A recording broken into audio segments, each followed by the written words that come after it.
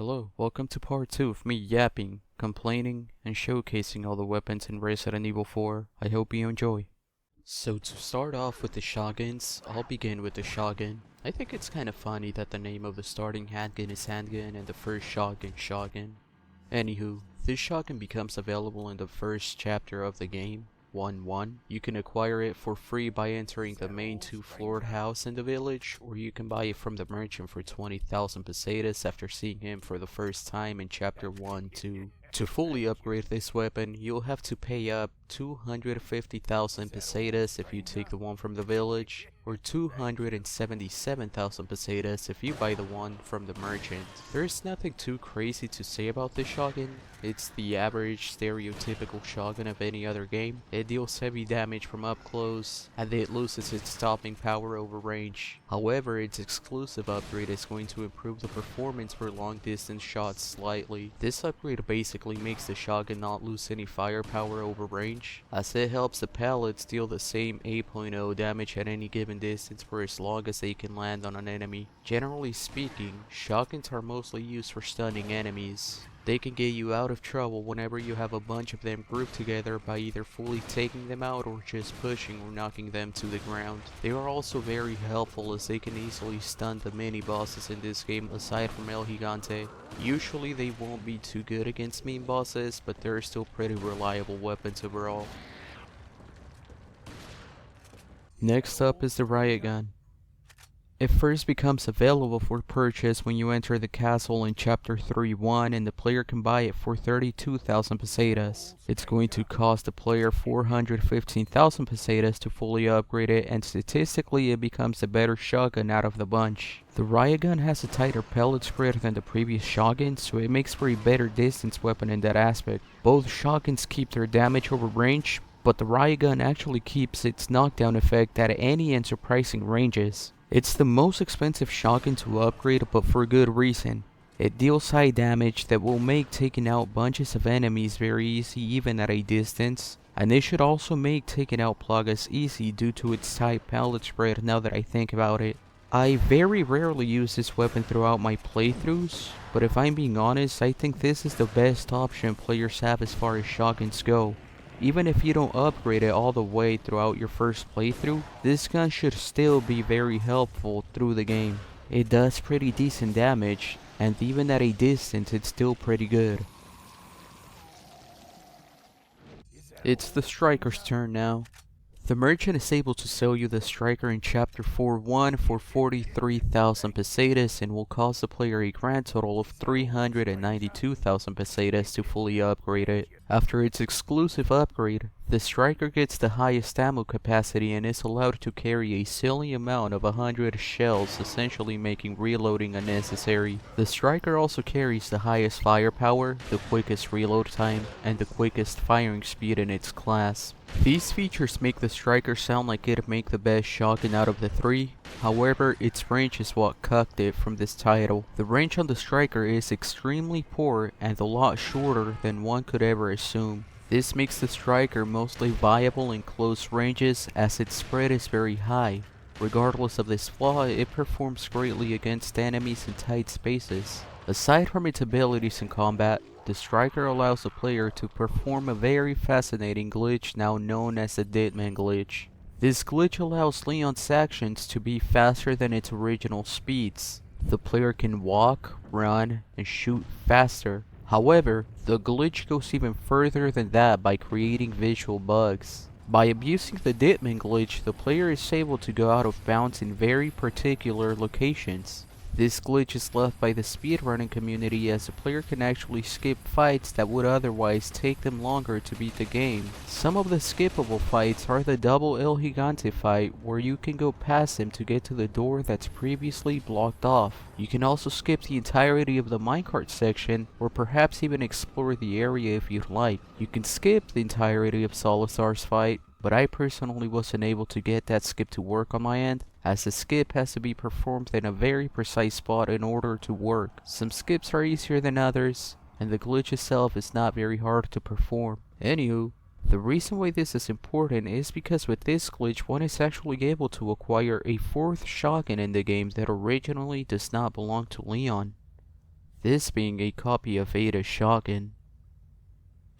This copy of Ada's shotgun is not the actual shotgun one can use when playing separate ways. Instead, this is somewhat of a nerfed and bugged version that was perhaps never meant for us to see. On the inventory menu, it looks like Ada's shotgun, however when Leon holds it, it's clearly not the same weapon. When interacting with the merchant after collecting it, you'll see that this weapon cannot be bought, sold, or even upgraded. You can keep it through the entirety of your playthrough, but it's always going to have the same flat stats as when you first pick it up.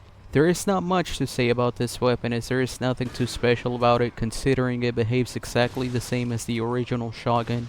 I like to think of this weapon as just a small cool Easter egg that we managed to get our hands on, but other than that nothing else comes to mind. Unlike the bootleg ass Ada shotgun, the real Ada shotgun can actually be bought from the merchant. You can purchase it from the first time you see him and it will set you back an odd amount of 21,440 pesetas. The shotgun is actually slightly better than its other version for having a whopping 5.0 damage over the other one sitting at only 4.0. Big difference. This shotgun behaves the exact same as the shotgun you can pick up with Leon from the house in the village. And of course it won't be the greatest due to the fact that you cannot even upgrade it. This weapon will mostly be used for stunning or knocking back groups of enemies in tight spots. It doesn't have the range of the riot gun, nor does it have the firepower of the striker. The shotgun is not great as it is, but it gets the job done regardless of anything. It'll get you through separate ways just fine. With that being the last of the shotguns, I'll jump onto the bowgun since I am already talking about Ada anyways. The bowgun can be obtainable in chapter 3 of separate ways for 70,000 pesetas and cannot be upgraded. Honestly, it doesn't even matter if this cannot be upgraded because of how good it is with its base stats. It has a firepower of 16.6 and its explosive radius is ginormous. I had never used it against regular Ganados until now. Usually I only used it against mini bosses and main bosses and it always performed greatly. This thing absolutely bullies the Ganados and gives them wedgies. I think the mine thrower should have been more like this. This thing is fun to use and it's a great weapon you can rely on whenever you have a mini boss or grouped up enemies in front of you. However, do be mindful that the ammo for this weapon is very limited. Going back to the casual weapons from the main game, the rifle is up next.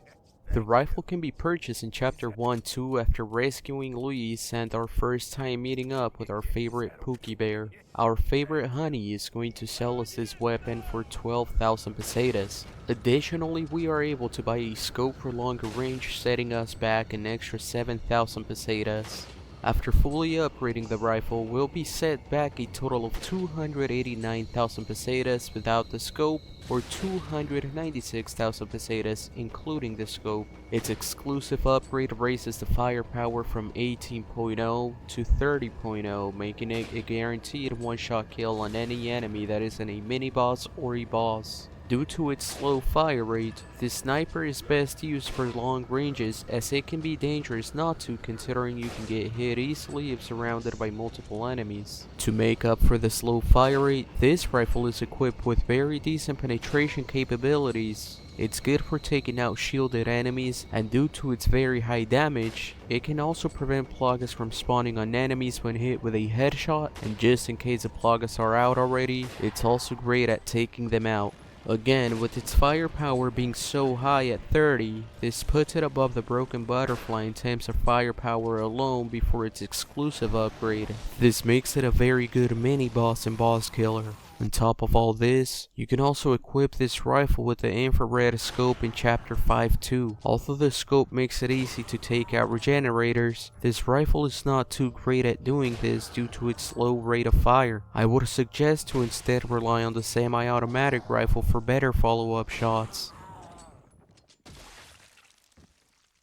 With this being said, it's time for the semi-auto rifle. This weapon becomes purchasable in chapter 3-1 when you first enter the castle and can be bought for 35,000 pesetas. Just like the other rifle, it also comes with its own scope that can be bought for 10,000 pesetas additionally. It will take 351,000 pesetas to fully upgrade this rifle without the scope, or 361,000 pesetas with the scope. Its exclusive upgrade lowers its fire rate all the way down to 0.8, which means you can shoot 3 times in the same time span that it'd take the bolt action rifle to shoot once. Thanks to its fire rate, this weapon will perform very well against hordes of enemies. While the two rifles may seem well matched, the semi-automatic rifle is slightly better due to the fact that it will not give you the same issues that come with the slower fire rate against regenerators and hordes of enemies. The bolt-action rifle is great against many bosses and can be taken against bosses due to its high firepower, but the semi-automatic rifle does not fall behind either. Its higher fire rate makes up for the lower firepower that it has and will still perform great against the same type of enemies. In conclusion, I feel like it all comes down to personal preferences.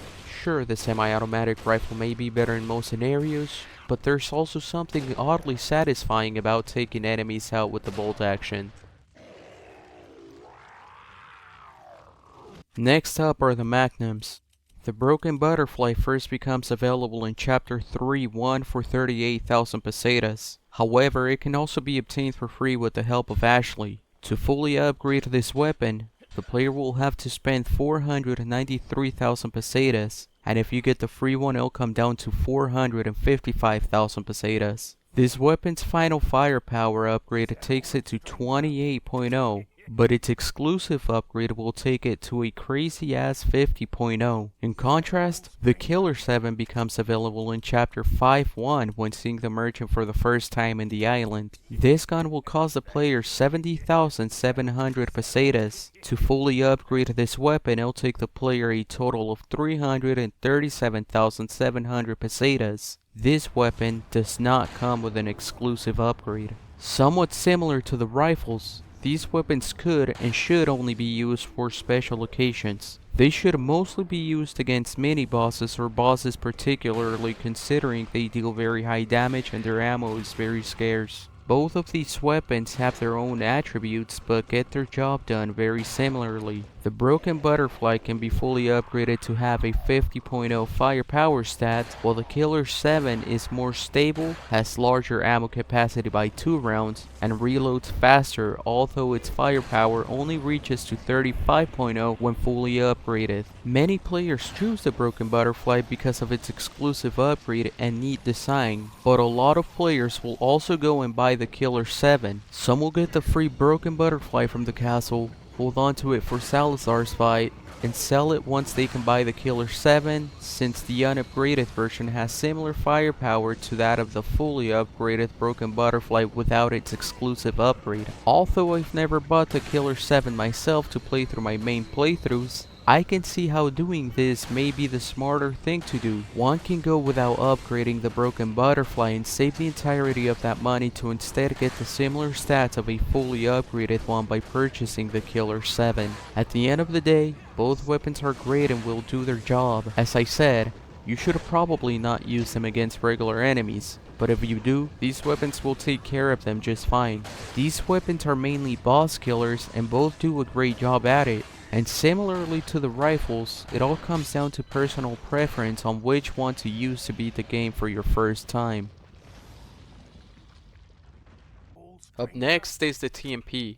The TMP can be purchased in Chapter 1-3. It will cost the player 10,000 pesetas and can be equipped with a stock that would cost the player another 4,000 pesetas. It will take the player 330,000 pesetas to fully upgrade the TMP, and 334 pesetas to do so additionally with the stock. The TMP has the lowest damage in the game with its exclusive upgrade, leaving it at only 1.8. However, that is not much of an issue when its very high fire rate makes up for its low damage. The TMP is great at dealing with hordes of enemies, and it's decent at fighting off some mini-bosses as it can stun them and reset their attacks with its rate of fire. The stock is helpful as it makes the TMP more accurate. However, I have never found it necessary when using the TMP, as whenever you're dealing with enemies, you may want to be relatively close to them. There is not much to say about the TMP. There are really no negatives other than the fact that you may sometimes run out of ammo, but other than that, nothing else comes to mind. The TMP is very good at what it does, and you cannot go wrong with purchasing this weapon. Finally, we're on to the Matilda. The Matilda is actually a reference to Leon's old handgun from Resident Evil 2. More precisely, it's modeled after upgrading it with the pistol parts and can be unlocked after finishing the game once on any difficulty along with his RPD uniform. The merchant will sell you this weapon for 70,000 pesetas, and it's available as soon as you start a new game plus from your already beaten save file. To fully upgrade the Matilda, the player's gonna have to pay up 328,000 pesetas. The exclusive upgrade for this weapon is gonna make it capable of holding 100 rounds in the magazine. The Matilda is a very fun 3-round burst pistol with very decent firepower. It's gonna take out enemies rather quickly, but it's also gonna melt through your ammo. Additionally, it is already pre-equipped with a stock, so it's gonna be very accurate and stable even while firing. The Matilda has no difficulty taking out hordes, mini bosses, or main bosses. It will get the job done very efficiently as it has just the right stats to take care of business. It doesn't need the highest firepower, but it has a very good fire rate, and we already saw multiple weapons perform greatly with similar builds. The reason why I decided to speak about this weapon and not the other special weapons is because of its flaw. The Matilda could be as good as the Chicago typewriter if it wasn't for the fact that it can run out of ammo often. I feel like this issue makes the Matilda put the player through issues any other weapon would. The player will have to rely on himself to come up with a strategy to survive and not run out of ammo. In conclusion, the Matilda is a very fun and decent weapon as it is. It makes for a very fun time. Just keep an eye on your ammo.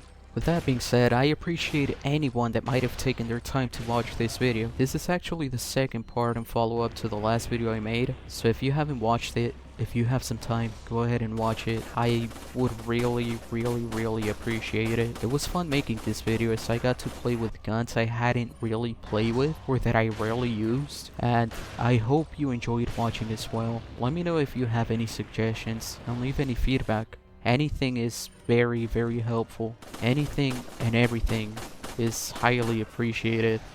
Like, you could literally bully me, call me fat. I would appreciate it, and I would like seeing that. That would be pretty cool. But anywho, thank you so much. Have a good one. Bye bye.